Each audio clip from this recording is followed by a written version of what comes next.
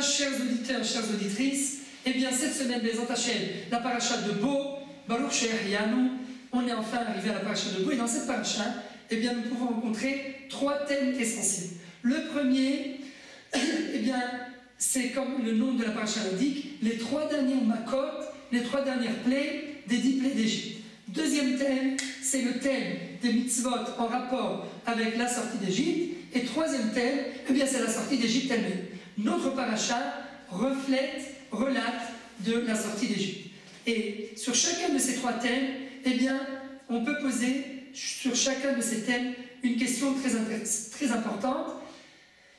Et après avoir posé une question sur chacun de ces thèmes, eh bien, Bezrat Hashem, on essaiera de faire le lien entre les trois thèmes pour enfin répondre à une question beaucoup plus essentielle et beaucoup plus large. Première question sur le premier thème, quel est le but des 10 plaies d'Égypte? Pourquoi Akadosh Baruch Hu envoie 10 plaies sur l'Égypte? Deuxième question, quel est le but des premières mitzvot de la Torah que l'on rencontre dans notre paracha cette semaine? Quel est le but de ces mitzvot? Et troisième question, quel est le but de la sortie d'Égypte? Eh bien, pour répondre à ces trois questions, la réponse est très simple. Première question, comme on l'a dit, quel est le but des 10 plaies? On aurait pu penser que le but des 10 plaies, c'était uniquement pour punir les Égyptiens du mal qu'ils ont fait au Bnei Israël. Eh bien, la Torah nous dit, dans les deux premiers psukim, que le but de toutes ces plaies, en quelque sorte, le but de l'innombrable, de ce nombre aussi grand de plaies, eh bien, c'est pour une seule raison, Vidatem qui a dit Hachem.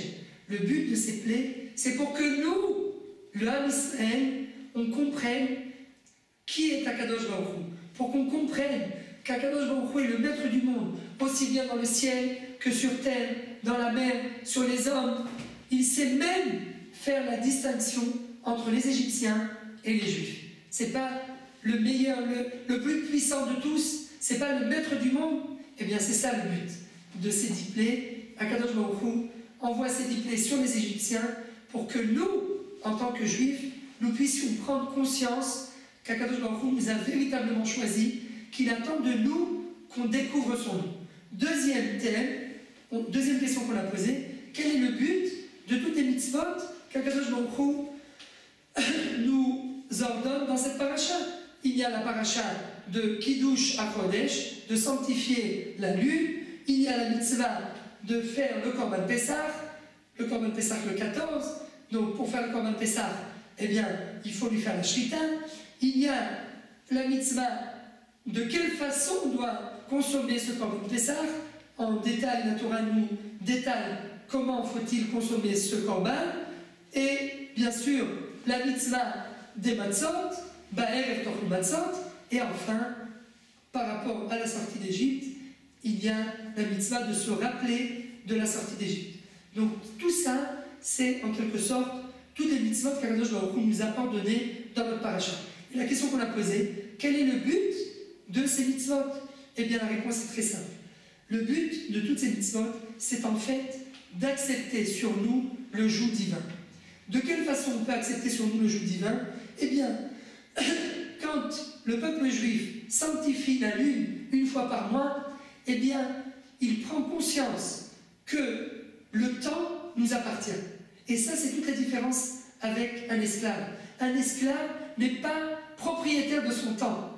Le temps à qui il appartient à son propriétaire. Mais lui, eh bien, il n'a aucune... Le temps ne lui appartient pas. Et c'est ça toute la différence entre un esclave et quelqu'un de libre. Quelqu'un de véritablement libre, il est propriétaire de son propre temps. Et ça, c'est une façon d'accepter sur nous le joug divin. Mais il n'y a pas que ça. Pour accepter le joug divin, Akadosh Baruch Hu nous demande quelque chose de très spécifique. Il nous demande, aux yeux des Égyptiens, d'attraper leur dieu, qui était l'agneau, et de l'accrocher au pied du lit. Vous vous rendez compte quelle humiliation pour les Égyptiens de chasser un agneau et de le ridiculiser disait en l'attachant au pied du lit, mais c'est ça qu'Akadosh Baruch Hu nous demande. Il nous dit à partir de maintenant, vous devez accepter sur vous le joug divin. Pour accepter le joug divin, eh bien, il ne suffit pas seulement d'être maître de son temps, mais il faut aussi parfois être courageux. C'est ça un vrai serviteur de Dieu. C'est quelqu'un qui est capable d'être courageux, de ne pas avoir peur des Égyptiens. Même si on est conscient que, même si on sait que l'agneau est le Dieu des Égyptiens, eh bien je n'ai pas peur d'attraper l'agneau et de crier à voix haute sur tous les toits, « Ah, dans 4 jours, eh bien nous allons sacrifier votre Dieu. » Vous vous rendez compte quelle puissance il faut, quel courage. C'est ça qu'Akadosh Baruch Hu nous demande à travers cette mitzvah. Il nous demande aussi, à travers la mitzvah de manger, de consommer le Korban Pessah, il nous dit carrément, c'est comme ça que je veux que vous le mangez. Quelque part, encore une fois, à travers cette mitzvah de consommer le Korban Pessah, Akadosh Baruch Hu nous dit, vous devenez mes serviteurs. Vous arrêtez d'être les serviteurs de Pharaon pour devenir mes serviteurs. Et encore une preuve d'acceptation du joug divin, eh bien c'est la matzah, puisque Akadosh Baruch Hu nous dit, la matzah ne doit pas fermenter. La matzah, vous devez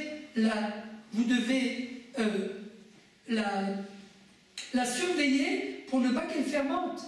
Et en quelque sorte, Akadosh Baruch Hu nous dit à travers cette mitzvah de la matzah, eh bien vous acceptez sur vous le joug divin.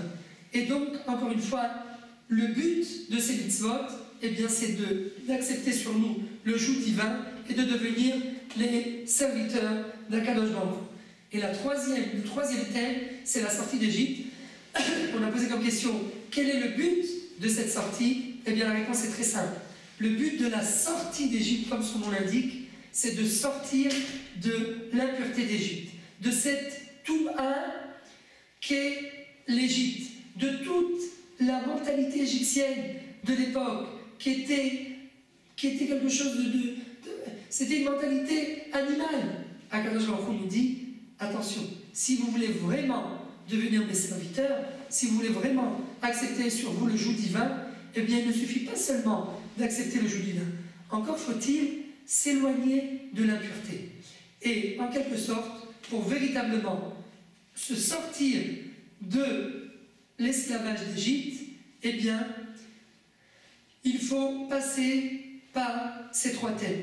Pour véritablement sortir de l'esclavage d'Égypte, eh bien, il faut accepter surtout sur soi le joug divin. Et pour pouvoir accepter sur soi le joug divin, eh bien, il faut savoir qui est Hachem. Vida Atem qui a dit Hachem. Savoir qui est véritablement Akadosh Baruch Hu. Et ces 3 thèmes, en quelque sorte, sont reliés les uns aux autres.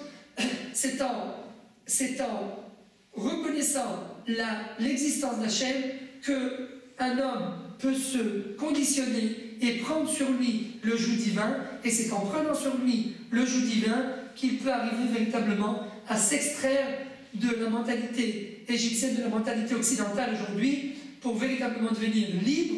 Et Bezrat Hachem, que grâce à ces trois paramètres, eh bien, nous puissions véritablement être les serviteurs d'Hachem sans avoir peur, être enfin libres de toutes les metzarim, de toutes les choses qui parfois nous étouffent, pour pouvoir être libres et sûrs de nous, être véritablement, pour pouvoir forger notre personnalité, eh bien nous devons être les serviteurs d'Akadosh Baruch Hu.